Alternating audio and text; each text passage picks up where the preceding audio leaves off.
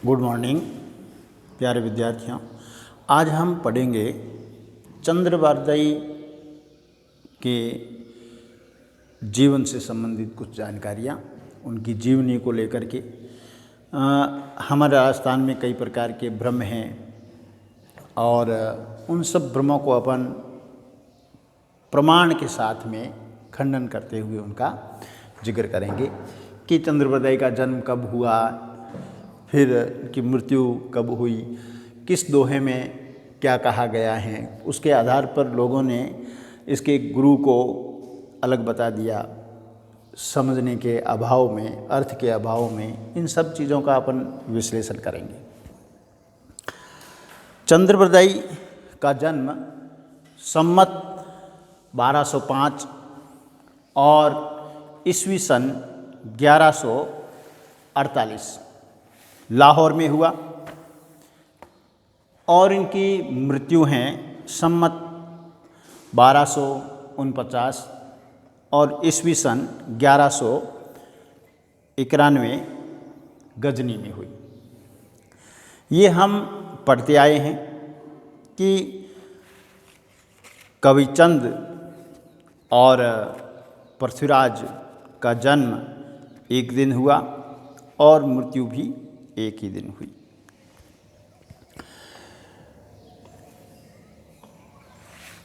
कविचंद के बारे में कई प्रकार की भ्रांतियां हैं। उनके जन्म को लेकर के, उनकी वंशावली को लेकर के अलग अलग लोगों ने अलग अलग प्रकार की बातें कही हैं। हम यहाँ कुछ ऐतिहासिक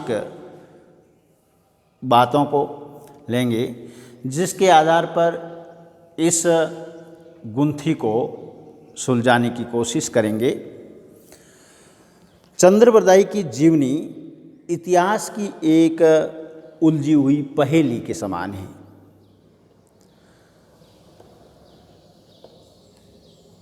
पृथ्वीराज रासो में जो बातें उनके विषय में लिखी मिलती हैं वे सब संदिग्ध हैं। कैसी हैं? संदिग्ध। उनकी बड़ी ख्याति को देखकर, चंद्रवारदाई की बड़ी ख्याति को देखकर राजस्थान में आज कई ऐसे व्यक्ति उठ खड़े हुए हैं जो अपने को कविचंद का वंशज बतलाते हैं।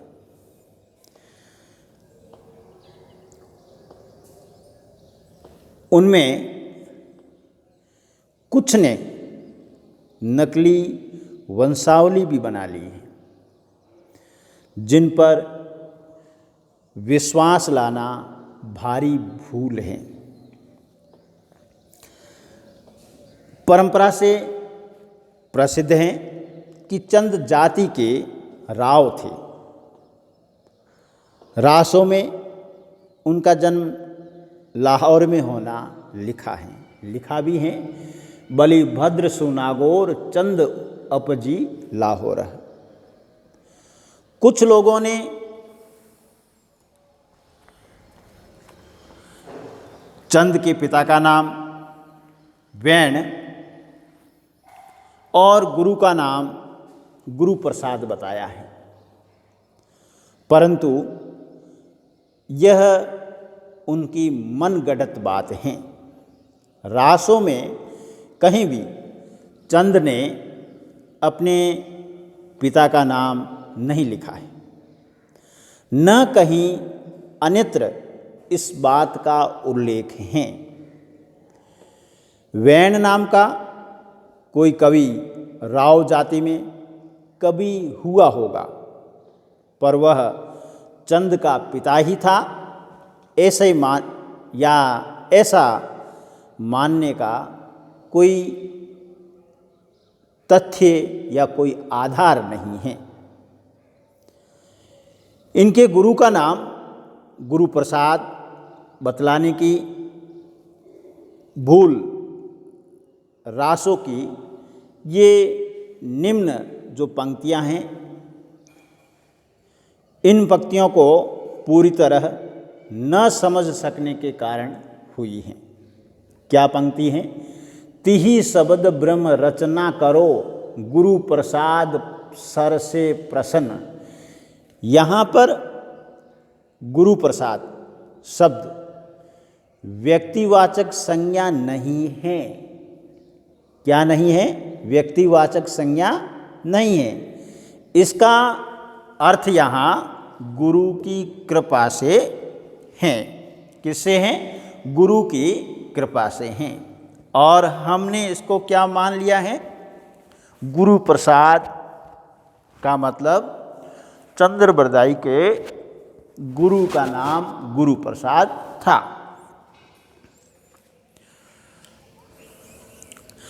कहा जाता है कि चंद के कमला उपनाम मेवा और गौरी उपनाम राजोरा 2 स्त्रियां और राजबाई नाम की एक कन्या थी, परंतु यह कथन भी प्रमाण शून्य है। रासों में इसकी पुष्टि नहीं होती है। रासों में चंद ने केवल अपने लड़कों के नाम लिखे हैं और उनकी संख्या 10 बतलाई है। रासों में लिखा है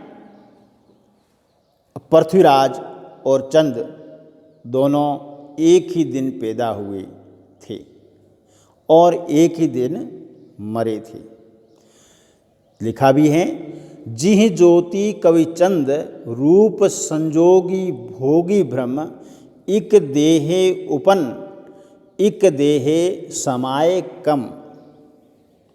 दूसरा, ये जो पृथ्वीराज रासो हैं आदि ग्रंथ, उसमें आदि समय जो हैं आदि सम्यो उसका 92 नंबर का छंद है। उसी प्रकार से आदि समयों का 770वां छंद क्या कहता है? जूं भयो जन्म कवि चंद को भयो जन्म सामंत सब इक थान मरण जन्मह सो इक चल ही किति ससी लगी रव। तो यहाँ हमें इस बात का पता चलता है कि पृथ्वीराज और कवि चंद जो हैं एक ही दिन पैदा हुए थे और एक ही दिन मरे थे। अब देखिए, इतिहासकारों ने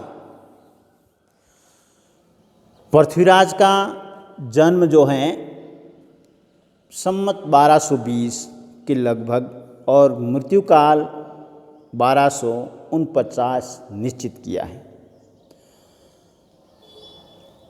अतः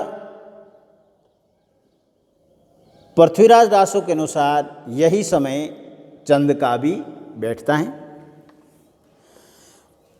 भारतीय विद्या भवन बम्बई के आचार्य जिन विजय मुनि द्वारा एक पुस्तक संपादित की गई जिसका नाम है पुरातन संग्रह,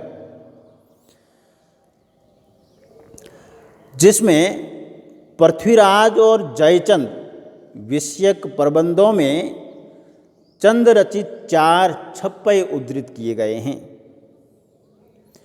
जिस प्राचीन प्रति में ये छप्पे मिले हैं यह सम्मत 1528 की लिखी हुई हैं और इससे मालूम होता है कि चंद नाम का कोई कवि 1528 से पहले हुआ अवश्य था। क्या पता चलता है कि 1528 से पूर्व चंद नाम का कवि अवश्य रहा होगा, परंतु वह चंद कब हुआ, कहाँ हुआ, उसने क्या लिखा, कितना लिखा इत्यादि बातों को जानने का कोई साधन प्राप्त नहीं है। ये अवश्य कहा है कि इस नाम का कोई कवि हुआ है, लेकिन कहाँ, कब और क्या लिखा, कितना लिखा, इन बातों से वह भी मौन है। केवल एक बात दृढ़तापूर्वक कही जा सकती है, वह यह कि प्राचीन कालीन वह चंद जो आधुनिक प्रचलित पृथ्वीराज रासों का कर्ता, दोनों एक ही नहीं हैं। यानी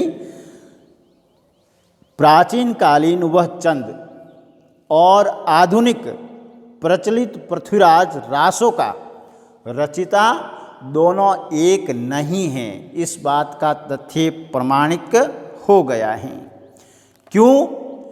क्योंकि दोनों की भाषा में बहुत अंतर है।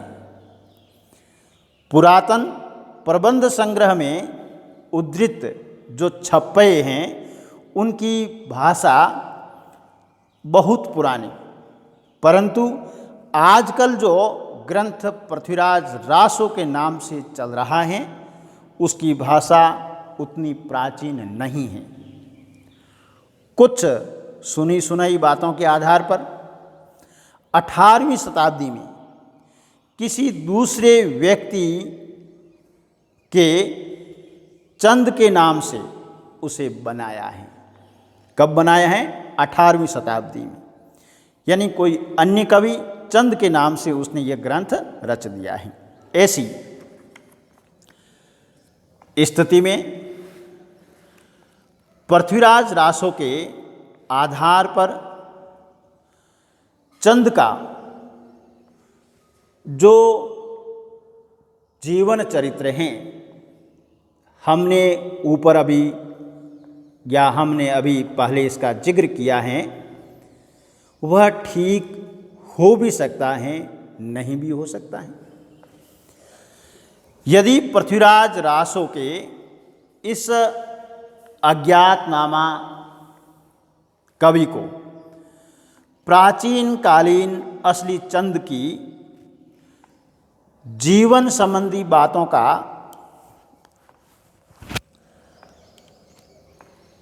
पता रहा हो और उन्हें अपने इस रासों में स्थान दिया हो, तो संभव है कि इनमें से कुछ बातें ठीक भी हो, परंतु इस विषय में निश्चित रूप से कुछ कहना कठिन है। अब रही बात दूसरे व्यक्ति, अर्थात जो आधुनिक प्रचलित पृथ्वीराज रासों के रचिता चंद के जीवन व्रत की, और सच पूछिए तो इसी से हमें मतलब भी है कि आधुनिक पृथ्वीराज रासों का कवि चंद कौन है। हमें तो उसके जीवन वृत्त से मतलब है। प्राचीन कालीन कवि चंद कोई रहा होगा, उसने क्या लिखा, क्या नहीं लिखा, कितना लिखा, उससे कोई लेना देना नहीं है। हमें मतलब है आधुनिक पृथ्वीराज रासों का रचिता कवि चंद कौन है। परंतु इसका जीवन रहस्य अतीत के अतल अंधकार में छिपा हुआ है और शायद ही वह जीवन चरित्र उजागर होगा। पृथ्वीराज रासों की भाषा, वर्णन शैली, विषय सामग्री के आधार पर इस समय तो बहुत से अधिक यही अनुमान लगाया जा सकता है कि वह व्यक्ति राजस्थान निवासी होना चाहिए। राजस्थान के बाहर का वह नहीं हो सकता है। पृथ्वीराज रासों कब रचा गया, यह एक समस्या है। इसका प्रथम प्रमाणिक उल्लेख राज प्रशस्ति महाकाव्य में मिलता है। इसके तीसरे सर्ग में रावल समर सिंह के वर्णन में झोंटिंग भट्ट लिखता है कि समर सिंह ने पृथ्वीराज की बहन प्रथाबाई से विवाह किया था और शहाबुद्दीन के साथ लड़ाई में वह मारा गया, जिसका वृतांत भाषा के रासो ग्रंथ में लिखा है। तो एक तो ये प्रमाण हमें मिलता है।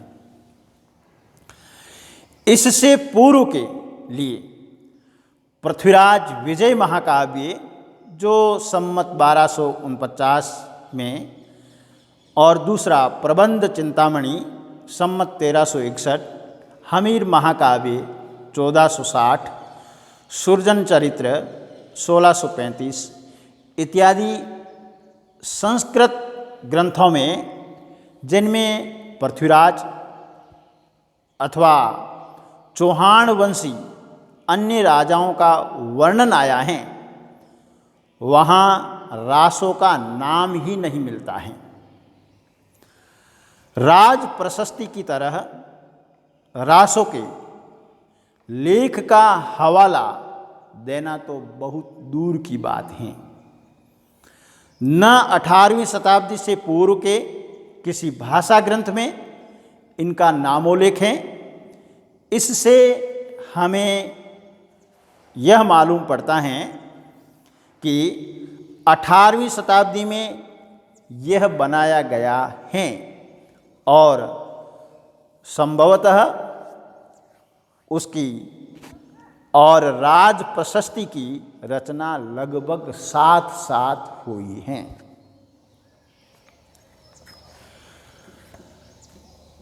राज प्रशस्ति के लिए इतिहास सामग्री एकत्र करवाने में महाराणा राज सिंह ने बहुत धन व्यय किया और बहुत दूर दूर तक खोज करवाई थी।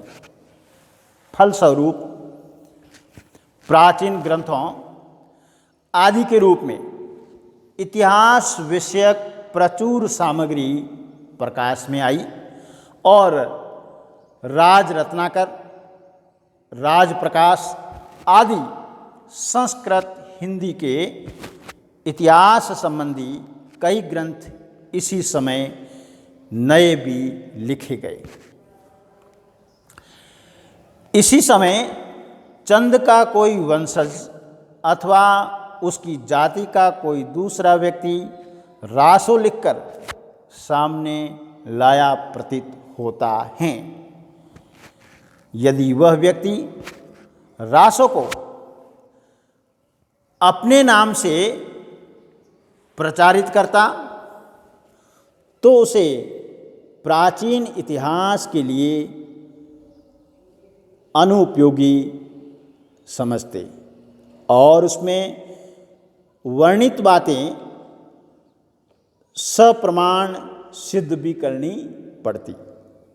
अतः चंद रचित बतलाकर उसने इस सारे झगड़े का अंत कर दिया।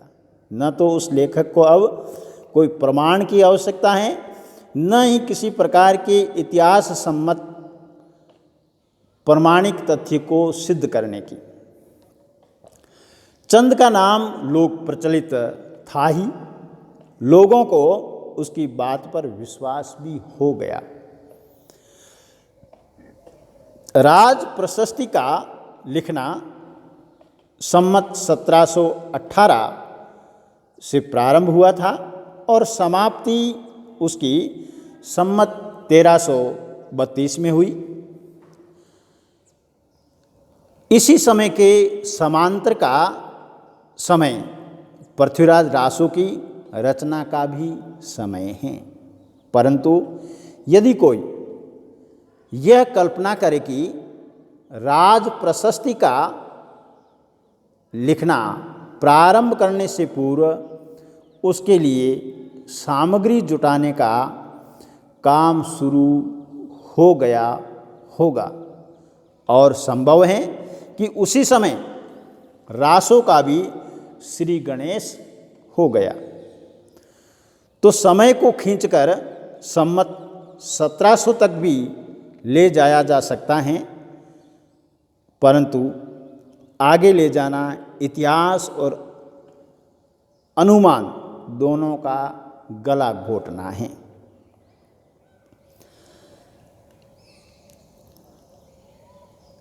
संपूर्ण रासों की जितनी भी हस्तलिखित प्रतियां अभी तक प्राप्त हुई हैं, वे जो हमने अभी विवेचन किया है उन कथनों के बाद की हैं। इससे पहले की जो प्रतियां बतलाई जाती हैं वे सब जाली प्रतियां हैं।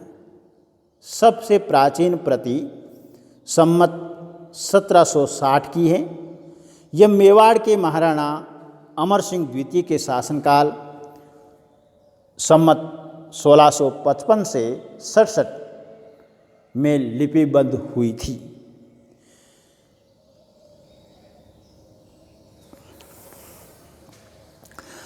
अब देखिए,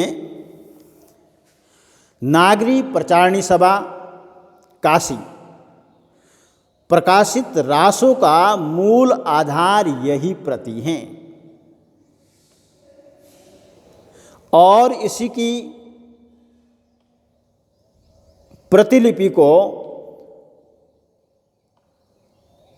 संपादकों ने संमत 1641 की लिखी हुई बतलाया है, जिसकी वजह से विद्वानों में बड़ा भ्रम फैला है तथा डॉक्टर गौरीशंकर हीराचंद ओझा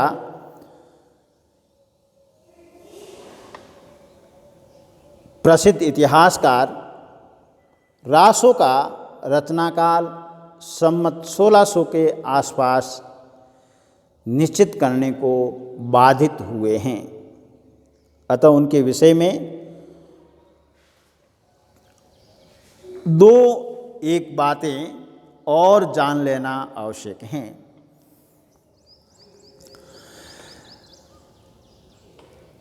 दो प्रकार के छप्पे दिए हुए हैं। इन दो छप्पयों में देखिए, पहला छप्पे क्या कहता है, मिली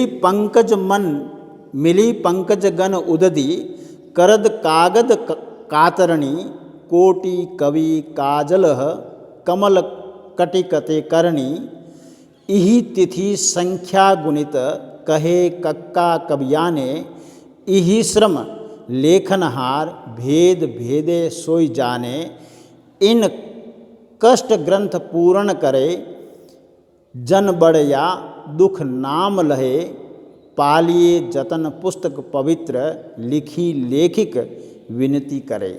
एक पहला छप्पय है। दूसरा जो छप्पय है उसमें क्या कह रहे हैं, गुण मुनि गयन रस पोय चंद कवियन द्विदीय छंद गुनीते तुटी मंद कवि भिन्न भिन्न कविदय देश देश विश्रिय मेल गुण पार न पाविए उद्यम करी मेलवत आस बिन आलय आविय चित्रकोट रान अमरेश नृप हित श्री मुख आयस द्यो गुण बिन बिन करुणा उदधि लखी रासो उद्वम कियो। अब देखिए,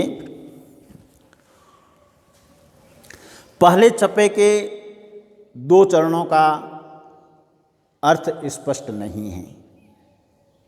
दो जो चरण हैं, मिली पंकज गण उदधि कर्द कागज कातरणी कोटि कवि काजल कमल कटकत करणी। फिर भी इतना तो समझ पड़ता है कि इसमें इस प्रति का लेखन काल दिया गया है, जो वही होना चाहिए जिसका पुष्पिका में उल्लेख है।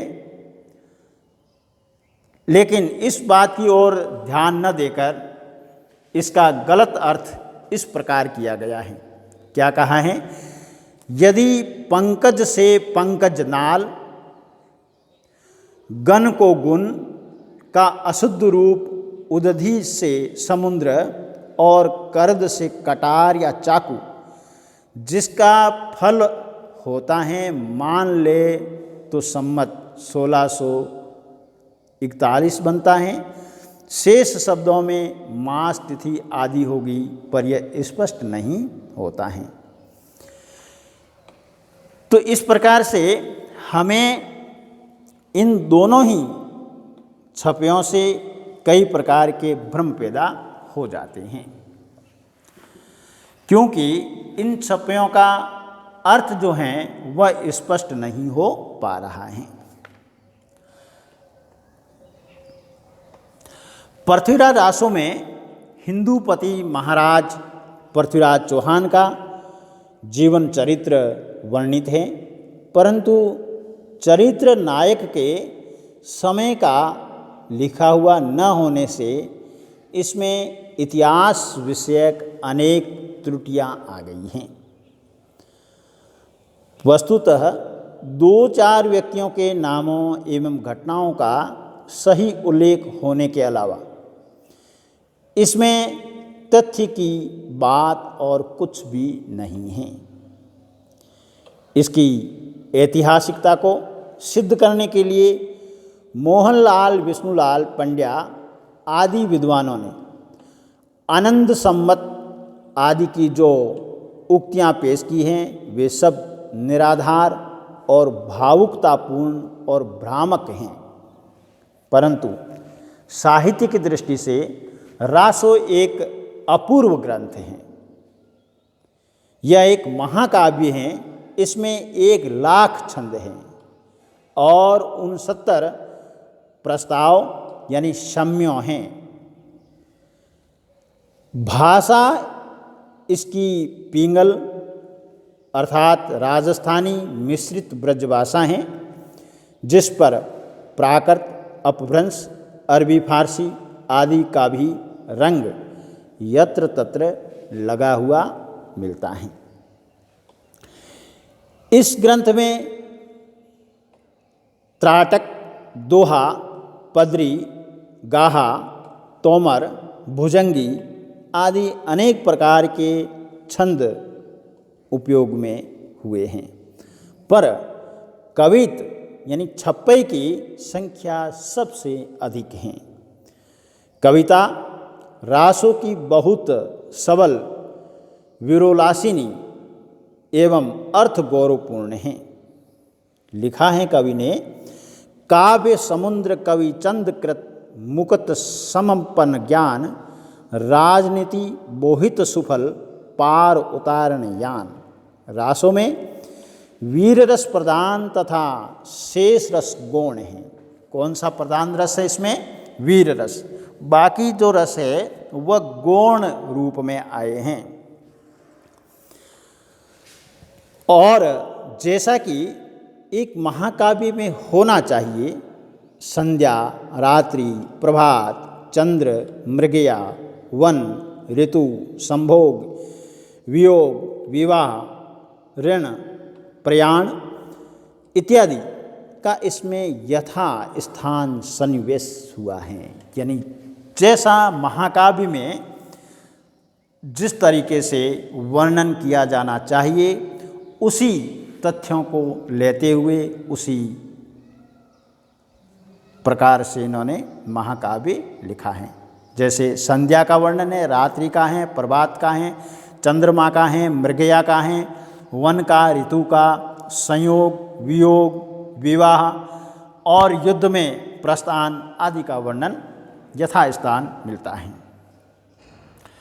चंद की प्रतिभा का प्रस्फुटन, कला की छाप तथा चरित्र का खासा चित्रण रासों में दिखाई देता है। कथा का तारतम्य निभाने तथा पात्रों का चरित्र अंकन करने में तो चंद सिद्धहस्त थे।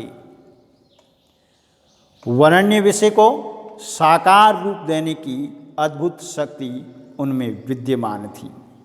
अतः जिस विषय को उन्होंने पकड़ा उसका ऐसा सांगोपांग, सजीव और विशद वर्णन किया है कि वह मूर्तिमान होकर हमारी आँखों के सामने घूमने लगता है। वस्तुतः रासों में महाकाव्य की भव्यता और दृश्य काव्य की सजीवता है। उसकी कथा के वर्णन में बड़ा वेग, बड़ी गति है। बड़ी तेजी के साथ कथा प्रवाह आगे बढ़ता है और पाठक को भी अपने साथ ले चलता है। इसके सिवा एक दूसरी विशेषता जो रासों में देखी जाती हैं वह यह है कर्म समारोह की व्यस्तता, पात्रों की क्रियाशीलता। एक भी पात्र इसमें ऐसा नहीं जो निश्चेष्ट एवं अकर्मणी हो। सभी को कुछ और कुछ करना है, यानी सभी जो पात्र हैं कुछ न कुछ करना चाह रहे हैं, अकर्मण्यता नहीं है। अपनी अपनी धुन में मस्त सभी चले जा रहे हैं। कोई सैन्य शिविर में, कोई रण आंगन में, कोई राज दरबार में और जेल खाने तक में पात्रों की हलचल मौजूद है। व्यक्तियों के चरित्र चित्रण के अतिरिक्त समष्टि रूप में हिंदू मुसलमान दो जातियों का चरित्र उद्घाटन भी रासों में खूब हुआ है। मुसलमानों की धर्मांधता एवं बर्बरता, राजपूतों के शौर्य, उनकी डावाडोल स्थिति और उनके पतन आदि का जैसा मार्मिक, प्रकृत और शोभपूर्ण वर्णन रासों में मिलता है वह अन्यत्र दुर्लभ है। कहने को तो रासो पृथ्वीराज का जीवन चरित्र है, परंतु असल में वह हिंदू मुसलमान संघर्ष की अमर कहानी है।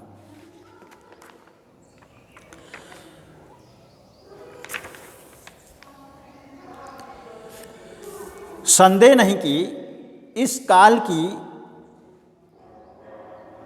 सामग्री राजस्थानी भाषा में प्रचुर परिणाम में मिलती है, परंतु सामग्री ऐसी नहीं है कि उसके आधार पर इस काल के साहित्य एवं लोक जीवन को किसी विशेष प्रवृत्ति का पता लगाया जा सके।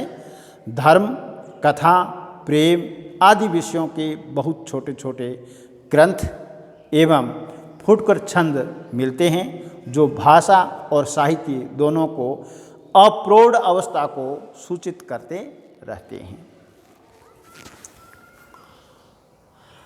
आज हम चंद्रवरदायी के जीवन चरित्र को और कुछ रासो काव्य से संबंधित गुंथियाँ थी उनको विवेचित करने में कितने सफल हुए, इस सफलता को आप हमारे YouTube चैनल को सब्सक्राइब करके कमेंट कीजिए, लाइक कीजिए और शेयर करके हमें दिखाइए। धन्यवाद।